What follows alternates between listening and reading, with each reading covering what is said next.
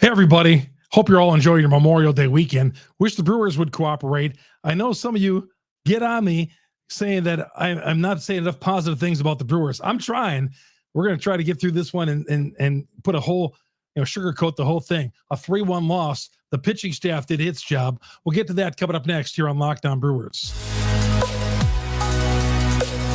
You are Locked On Brewers, your daily Milwaukee Brewers podcast. Part of the Locked On Podcast Network, your team every day.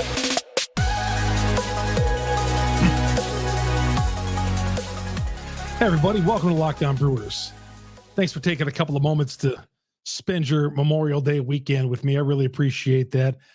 Beautiful days to be out at the ballpark last several nights. And, the Brewers are just not cooperating. A 3-1 loss to the Giants today. Thought this was going to be one they're going to get. Corbin pitched well.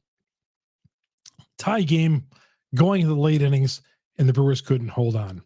And I know, like I said, some of you come at me on Twitter or on here and say, boy, Chuck, you're just being too negative about the Brewers. Doing this. Oh, I can't listen anymore.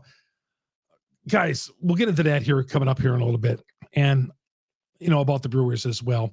And some good news with Adames. All that and more coming up next year on Locked On Brewers. I'm Chuck Freeman, been a sports talk show host in Milwaukee for a long, long time. Morning sports anchor, 1310 WIBA in Madison. And I've been covering the Brewers for over 40 years for AP Radio. Thank you for all you everydayers out there who download us on the podcast, on your favorite podcast platform, Google, Spotify, Apple. And, of course, following us. We've been getting a huge following on YouTube these days. Follow me on YouTube. Go to Locked On Brewers. Hit the subscribe button. Hit that little bell. That's going to alert you every time we drop an episode. I appreciate that we've been getting a great following here on Locked On Brewers. I think we're doing things in the right direction. I really do. Because I think you need objectivity about this team. I think we all do. But we'll get into that coming up here in a little bit. Locked On Brewers, part of the Locked On Podcast Network. We are your team every day. Monday through Friday, 30-minute shows. Weekends, we drop them maybe 10, 15-minute shows. Keep you in tune to what's going on with the Brewers because the Brewers are playing every day, and we're just not going to abandon them on weekends. But we make them a little shorter on weekends. The Brewers have dropped 3 in a row. 3-1 game going into the 8th inning. Peter Strzelecki gives up a 2-run home run ball. Game, set, and match right there. Top of the 8th inning, 3-1. Brewers put a runner on second. Brian Anderson, a leadoff double to start the bottom of the 9th inning, and they couldn't get him in. Next 3 batters, outs, and that was that right there. Strzelecki gives up the home run to Mitch Haniger. I feel like always is kind of a Brewers killer. I don't know why. Just feel like he always is. But, there's some positives that came out of this game. Corbin Burnes, who many wanted to just dump a couple of days ago, that 18-1 loss or whatever that was. He gave up the 4 home runs earlier in the week. Just a disaster. He bounced back and pitched really strong. Kept them in the game. 7 innings, 8 strikeouts on 108 pitches. Corbin is a competitor. He's going to go out there and give you all. He's not sulking. Trust me. He's not sulking at all about the arbitration that did not go his way. And I know some of you like to blame it on it. Trust me on that. That is not the cause of the problem here. And he went out and pitched 7 strong on 108 pitches. That should be good enough to the win. Brewers couldn't get the win. Brewers couldn't get enough offense. And that was that. Just a bad day for the offense. Again, it's happening. And I know some of you are tired of me being negative about this team, but I'm not being negative. I'm just telling you how it is. And I know sometimes in this world, we just want to hear, on how all the good things are happening. And people don't want to hear the truth of what's going on with this team. But, they're not hitting. They're struggling offensively. And the pitching staff, for the most part, Friday night, not so much, but Saturday and throughout the week, pitching staff has done its job. Okay. Except early in the week when Burnes got tagged for the 4 home runs. But the pitching has been great. And now I'm getting a little worried again about the Brewers. They're sliding toward that 500 mark. Where at one point they were 9 above 500. They're 2 above 500 right now, 27 and 25. But guys, I'm sorry. I'm just going to have to, I'm going to be objective. I'm not going to go out and destroy people here and on Locked On Brewers every day. I'm not here to do that, but I'm just here to tell you the facts and what I see and from covering this team for a long, long time. And just, the lack of run support. It's got, as a Brewer fan, for some of you guys who come at me, as a Brewer fan, this has got to kill you. And maybe you're tired of hearing about it and the truth hurts maybe, but my gosh, I see a lot of it on Twitter. This offense should be better than it is. They have guys in this lineup who should be producing better than it is. They shouldn't go out there and one run, 2 runs in the last 3 games combined. It's just tough to hear, okay? And it's tough to watch. It is. It's brutal. They want to keep our attention. We love the Brewers, but my goodness, they're better than the Giants. Should not be coming into our house, all right, and winning the first 3 games of any series. I believe the Brewers are a better team than the Giants.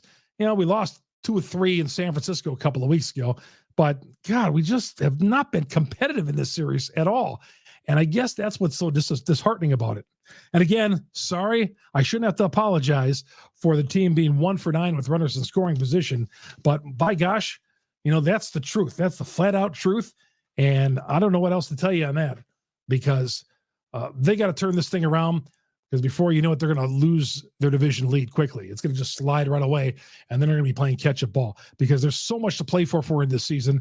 But I feel like the Brewers are ruining a good opportunity right now, because I feel like they're better than this. And they should not lose a first. And I know it's baseball, anything could happen, but dropping 3 in a row to the Giants aren't that good. Hopefully the Brewers can salvage the final game of the series with Colin Ray on the hill coming up on Sunday. We'll get to that coming up here in a little bit. This show is brought to you by the good folks who produce 100 real dark chocolate bars. That is the amazing Built Bar. The taste is so amazing. You won't think it's as good for you as it is, because it just tastes so good. Usually stuff that's good for you doesn't taste all that well, but they come in unbelievable flavors like churro, peanut butter brownie, cookies and cream. You're looking for a run, looking for an energy boost in the morning, get some protein into you. 17 grams of protein, only 130 calories, 4 grams. And you don't need to wait to go to the internet and buy them. Sure, you can go to built.com and buy them, but they're at your local Walmart, Sam's Club. You can get them with all your specialty flavors.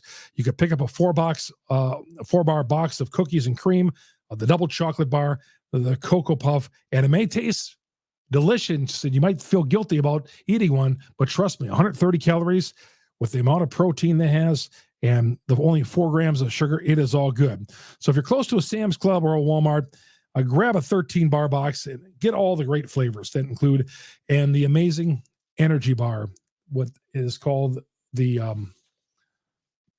Built Bar. Good for guys who are training out there. Good for somebody who wants a little energy kick, little protein, get you going in the morning for a run. Built Bar, those are really good. I'm telling you, I've had a few, and for my workouts when I go running, and it is fantastic. All right, on the positive, we're going to get to that coming up next here on Locked On Brewers.